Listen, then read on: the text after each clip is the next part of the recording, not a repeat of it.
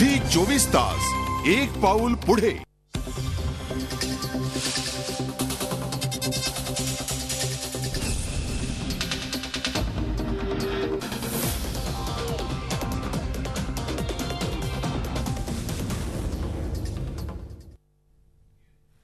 नमस्कार, मी Ajit Chavan. Prime watch मध्ये आपलं स्वागत। विस्तीर्ण पसरलेला निळाशार समुद्र आणि त्याच्या उत्तुंग लाटा आपल्याला नेहमीच आकर्षित करतात, पण समुद्राचं केवळ वरवर दिसणारं हे मोहक रूप आहे। समुद्राच्या अंतर्रंगात आणखी एक अनोखी दुनिया वसली आहे। विविध प्रकारचे मासे, जलचर प्राणी, वनस्पती, प्रवाळ आणि खूप मोठा खनिज साठा समुद्राच्या पोटात सामावलाय। मानवासाठी ही सागरी संपत्ती अत्यंत मोलाची असून तिला आता मात्र धोका निर्माण झालाय। 5 एप्रिल हा सागर संपत्ती दिन म्हणून साजरा केला जातो। या दिनाच्या निमित्ताने समुद्राच्या तळाशी दडलेल्या या अद्भुत विश्वाची सफर आज आपण करणार आहोत। तसंच त्याला कुणापासून धोका निर्माण झालाय याचाही वेध घेणार आहोत। आजच्या प्राइम वॉच मध्ये समुद्रातलं जग।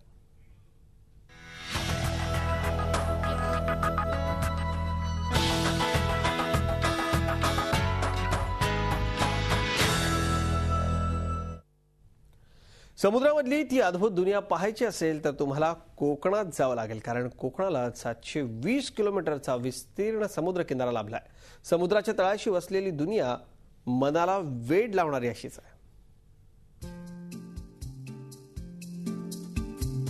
विस्तीर्ण पसरलेला निळाशार समुद्र, चमचमणारी वाळू आणि समुद्राच्या गाजेवर डोलणाऱ्या नारळ पोफळीच्या बागा, यातून डोकावणारी लाल कौलारू टुमदार घरं, डोळ्यात साठवून ठेवावं असं हे कोकणच्या निसर्गाचं सौंदर्य। कोकणाला 720 किलोमीटर लांबीचा समुद्र किनारा लाभलाय। कोकण भूपृष्ठावर जितका सुंदर आहे तितकाच तो समुद्राच्या अंतर्रंगातही सौंदर्यानं नटलेला आहे। समुद्र तळाशी एक वेगळीच दुनिया वसली आहे। विविध प्रकारचे मासे, वनस्पती आणि प्रवाळ हा सागर संपत्तीचा अनमोल ठेवा आहे।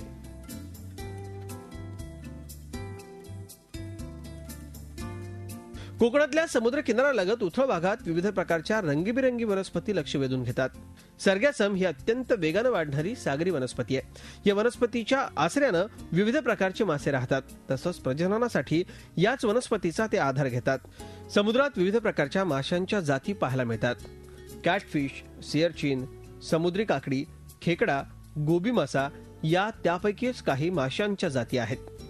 त्याचबरोबर रंगीबिरंगी मासेही लक्ष वेधून घेतात। बटरफ्लाय, बॅनर, पॅरेट, एंजल असे विविध रंगीत मासे समुद्र तळाशी पाहायला मिळतात। जेवढा माशांचा रंग गडद तेवढा तो विषारी असतो, मात्र हा धोका इतर माशांसाठीच असतो। विविध प्रकारच्या माशांबरोबरच समुद्रातील अनेक जीव वनस्पतींप्रमाणे भासतात। समुद्री छडी, हायड्राइड, सेफॅन हे समुद्रातील प्राणी त्यांच्यापैकीच एक आहेत। समुद्र तळाशी अनेक प्रकारचे प्रवाळही आढळतात। समुद्रातील वनस्पती आणि प्रवाळ हे एकमेकांवरती अवलंबून आहेत। प्रवाळांच्या त्वचेत राहणाऱ्या वनस्पती सूर्यप्रकाशांचा वापर करून प्रवाळांना लागणारं अन्न तयार करतात। त्यामुळे या प्रवाळांपासून कॅल्शियम कार्बोनेटची निर्मिती होते। कोकणच्या समुद्र तळाशी शेकडो वर्षांपूर्वीची प्रवाळ आढळतात। या प्रवाळांभोवती नेहमीच माशांचा वेढा असतो, कारण त्यांना इथे खाद्य आणि निवारा मिळतो। कोकणातल्या तारकर्ली आणि मालवणमध्ये सागराचं हे सौंदर्य प्रत्यक्षात पाहण्याची संधी उपलब्ध झाली आहे। अलीकडच्या काळात इथे स्कुबा डायव्हिंगची सुविधा सुरू करण्यात आली आहे। समुद्राच्या अंतरंगात दडलेलं हे आगळंवेगळं रूप पाहण्यासाठी दरवर्षी लाखो पर्यटक इथे येत असतात। या ठिकाणी आम्हाला मॅक्झिमम प्रकारचे सेफ्टीपणा किंवा एक विविध प्रकारचे नैसर्गिक जैवविविधता दाखवण्यात आली। बेस्ट म्हणजे निसर्ग आपल्या माणसाच्या कल्पनाशक्ती पलीकडे काहीतरी आहे। वेगवेगळ्या प्रकारचे मासे, वेगवेगळ्या कलरचे मासे, विविध प्रकारचं निसर्ग सौंदर्य आतमध्ये जेवढं लपलेलं आहे ते सगळं बघितलं आणि हे बघून मला खूप मनाला बरं वाटलं। कोणी कोणी आजपर्यंत समुद्रात पाय पण टेकवलेला नसतो, त्यांना स्विमिंग पण येत नाही, त्यांना पण आम्ही खाली घेऊन जातो आणि त्यांना पण एक चांगल्या प्रकारचा आनंद मिळतो यामधून स्कुबा डायव्हिंग मधून। स्कुबा डायव्हिंगचा हा भारतातला पहिलाच प्रकल्प असून कोकणच्या पर्यटनाला यामुळे चांगलाच हातभार लागलाय। झी 24 ताससाठी विकास गावकर, सिंधुदुर्ग। ही अशी सगळी समुद्र संपत्ती आहे। या समुद्रामध्ये नुसतंच ही सगळी सुंदरता नाही तर आपल्यासाठी मौल्यवान असणाऱ्या अनेक वस्तू आहेत, तेलं आहेत। मात्र ही सगळी समुद्र संपत्ती कुठेतरी धोक्यात येते। प्रदूषण आणि अतिमासेमारी हे त्यासाठी कारण ठरतायत। ही समुद्र संपत्ती भविष्यात मानवासाठी अत्यंत उपयोगी आहे, पण गेल्या काही वर्षात माणसाच्याच बेफिकिरीमुळे या संपत्तीला धोका निर्माण झालाय। वाढतं प्रदूषण आणि तेल गळती याला प्रामुख्याने कारणीभूत आहे। कोकणाला 720 किलोमीटरचा विस्तीर्ण समुद्र किनारा लाभलाय. सुरक्षित किनारपट्टी, नारळ पोफळीच्या हिरव्यागार बागा हे कोकणचं खरं वैभव.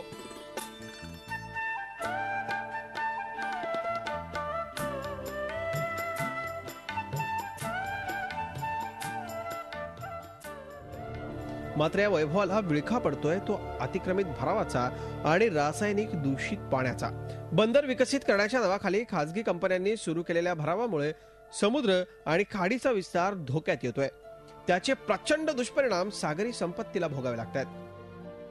बीओटी तत्वावरती जे काही छोटे मोठे कोकणातली बंदरं आहेत ह्या आणि जे काही खाडे आहेत ह्या खाड्यांवरती अनधिकृतपणे जो काही भराव, जे काही कंपन्या थाटले जात आहेत आणि त्याच्यामुळे जो काही खाड्यांमध्ये दुष्परिणाम होतोय, प्रदूषण होतोय, त्यामुळे हा सगळ्यात मोठा मासेमारीवरती परिणाम झालाय. सागरी संपत्ती म्हणजे अर्थातच वेगवेगळ्या जातींचे मासे. मात्र मानवनिर्मित संकटांमुळे त्यांचं अस्तित्वच धोक्यात आलंय. मासे प्रजननासाठी किंवा अंडी घालण्याकरता समुद्र किनाऱ्याजवळच्या कांदळ वनात अर्थात मँग्रोव्ह वनस्पतींमध्ये येत असतात. मात्र सध्या बांधकाम आणि भरावासाठी या कांदळ वनांची मोठ्या प्रमाणात कत्तल होत असल्यानं त्याचाही फटका सागरी जीवांना बसतोय. आजची परिस्थिती संपूर्ण किनारपट्टीला बघायला गेलो तर कांदळवनाची तोड अतिशय चाललेली आहे आणि ती तर थांबवली गेली नाही तर याच्या पुढे मासा हा प्रकार काय आहे हे लोकांना समजणार नाही. दिघी पोर्ट बंदर आणि अन्य काही बंदरांच्या कामांमुळे सध्या मोठ्या जहाजांची वर्दळ या भागात वाढली आहे. त्याचा सर्वाधिक फटका मोठे मासे आणि कासवांना बसतोय. गेल्या 2 वर्षभरात रायगडच्या किनारपट्टीजवळ मोठ्या आकाराची कासवं आणि मासे मृतावस्थेत सापडण्याच्या अनेक घटना घडल्यात. मागच्या वर्षी जहाजातून झालेल्या तेलगळतीचाही मोठ्या प्रमाणात फटका आला तर प्रदूषणामुळे सागरी मच्छीमार होण्याचा परिणाम आहे तो परिणाम बंद होईल. समुद्र अभ्यासकांच्या मते समुद्र हा पावसाची निर्मिती तसंच मानवी संरक्षणाचाही केंद्रबिंदू आहे. त्यामुळे समुद्राचं संवर्धन अत्यंत महत्वाचं आहे. केवळ मासे किंवा अन्य जीवांचं रक्षण यावरच्या उपाययोजनापेक्षा सागरी संवर्धनाला जास्त प्राधान्य दिलं गेलं तर आपोआपच भविष्यातली मोठी हानी टाळता येऊ शकते. तसंच कोकणचं हे सौंदर्य टिकवताही येऊ शकतं. आज आपण बघितलं की पाण्याचं दुर्भिक्ष सगळ्या ठिकाणी पसरलंय. त्याला कारण काय? हे ढग जे समुद्रावरून निघतात ते आता सह्याद्रीच्या पठारात अडवले जातात का? जे काही तापमान वाढते समुद्राचं त्या तापमानामुळे उंचच्या उंच ढग जातात. काही सर्टन लेवलपर्यंत ते यायला पाहिजे ते येत नाहीत. असा या सागर संपत्तीचा एकंदरीतच माणसाला फार मोठा उपयोग आहे. माणसानं समुद्र किनाऱ्यावर सुरू केलेली अतिक्रमणं आणि रासायनिक प्रकल्पांचं दूषित पाणी हे समुद्राच्या मुळावर उठलंय. CRZ सारखे कायदे किनाऱ्यांच्या रक्षणासाठी बनलेत मात्र त्यांची अंमलबजावणी होत नाहीये. सागरी किनाऱ्यावरील भराव आणि रेक्लेमेशनमुळे किनारपट्टीला धोका निर्माण झाला आहेच. मात्र समुद्र मागे सारून होणाऱ्या भरावामुळे आजूबाजूच्या भागात पाणी शिरून खाऱ्या जमिनीची मोठी समस्याही पुढे आली आहे. या सर्व बाबींचा विचार केला तर सागरी संवर्धनासाठीचे ठोस कार्यक्रम हाती घेऊन संवर्धनासाठी अस्तित्वात असणारे कायदे बासनात गुंडाळून ठेवण्याऐवजी प्रामाणिकपणे अंमलात आणणं अत्यंत गरजेचं आहे. झी24 ताससाठी भारत गोरेगावकर, रायगड. समुद्राच्या तळाशी वसलेली अनोखी दुनिया आत्ताच तुम्ही बघितली. पण समुद्रातलं हे जग केवळ सुंदर आहे असं नाही तर जगातल्या लाखो लोकांची भूक भागवण्याचं कामही समुद्र अनेक वर्षांपासून करतोय. कृषी क्षेत्रातल्या उत्पन्नाच्या मर्यादा आणि भूभागावरची संपत असलेली खनिज संपत्ती या पार्श्वभूमीवर समुद्राला अनन्यसाधारण महत्त्व प्राप्त झालंय. पृथ्वीच्या सुमारे 71% भूभागावर अथांग असा समुद्र पसरलाय तर केवळ 29% भूभाग जंगल आणि मनुष्य वस्तीनं व्यापलाय. मात्र विकासाच्या प्रक्रियेत मानवाच्या अन्नाची भूक व्यापक बनू लागली आहे. माणसाला आता उच्च दर्जाच्या प्रथिनांची गरज भासू लागली आहे. आहारामधल्या इतर अन्नाच्या तुलनेत सी फूड हे काम उत्तमरित्या पार पाडताना दिसतं. यात विविध प्रकारचे मासे, शिंपले, कोळंबी आणि विविध प्रकारच्या खेकड्यांचा समावेश आहे. प्रोटीननं समृद्ध हे अन्न मानवी आरोग्यासाठी निश्चितच उपयुक्त आहे. जगातले सुमारे 75% लोक सी फूडला प्राधान्य देतात. त्यामुळे समुद्रातून नैसर्गिकरित्या मिळणाऱ्या या अन्न घटकांना विशेष महत्त्व आहे आणि म्हणूनच जगभरात मोठ्या प्रमाणात मासेमारी केली जाते. अगदी काही मिलियन मेट्रिक टन मासे पकडले जातात. मात्र यापैकी केवळ 35 ते 40% मासे आहारात वापरले जातात. उरलेले मासे टाकून दिले जातात किंवा खतात रूपांतरित होतात.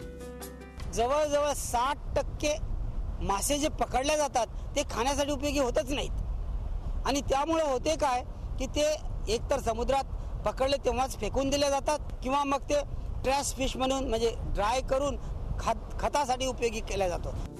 दुसरीकडे मासेमारीसाठी वापरल्या जाणाऱ्या जाळ्यांचा आकारमान कमी होतोय. जाळी पर्सोनेट स्वरूपाची बनतायत. होड्यांचं स्वरूप यांत्रिक बोटीत रूपांतरित होते. त्यामुळे मच्छीमारांच्या जाळ्यात माशांची छोटी पिल्लही अडकली जाऊन एकूण उत्पादनात झपाट्यानं घट होऊ लागली आहे. अशा प्रकारच्या बेसुमार मासेमारीमुळे एकूणच मत्स्य व्यवसाय देखील धोक्यात येतोय. 60% मासे जे मारले जातात अति मासेमारीच्या याच्यामध्ये, ते खरं म्हणजे मोठ्या माशाचं अन्न असते किंवा छोट्या माशाचे पिल्ले असतात. आणि त्यामुळं त्याचा परिणाम, दूरगामी परिणाम एवढा जास्त होतो की यावर्षी जर 60% मासे असे जर मारले जातात, पुढच्या वर्षी माशाचं उत्पादन आणखी 60% कमी होणार. देशभरात मोठे उद्योगधंदे समुद्र किनाऱ्यांवरती बांधण्याचा जणू चंग बांधला जातोय. या उद्योगांमधून बाहेर पडणारं रसायनयुक्त प्राणी विना प्रक्रिया समुद्रात सोडलं जात आहे. त्यामुळे संवेदनशील असणाऱ्या जलचरांवरती याचा विपरीत परिणाम होतोय. यासाठी कडक कायद्यांची गरज असून त्यांची अंमलबजावणी अनिवार्य आहे.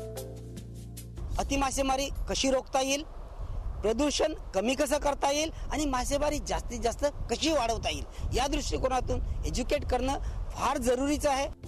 पृथ्वीचा 71% भूभाग पाण्यानं व्यापलाय आणि विकासाच्या प्रक्रियेत भूभागावरच्या खनिजांचे साठे पुढच्या 100 वर्षांपर्यंतच पुरतील असं शास्त्रज्ञांचं अनुमान आहे. त्यामुळे समुद्रातल्या उच्च दर्जाच्या खनिज साठ्यांकडे सगळेच आशाभूत नजरेनं पाहतायत. बॉम्बे ह्यासारख्या ठिकाणी तेल उत्खननाचं काम सुरू आहे. मात्र खोल समुद्रातली ही खनिजं काढण्याचं तंत्रज्ञान अधिक विकसित होणं गरजेचं आहे. तरच विकासाची ही प्रक्रिया निरंतर राहील. जसे 24 ताससाठी अनिल पाटील, गोवा. एक ब्रेक घेतो, लगेचच परतूयात. पाहत राहा 24 तास प्राईम वॉच. झी 24 तास, एक पाऊल पुढे.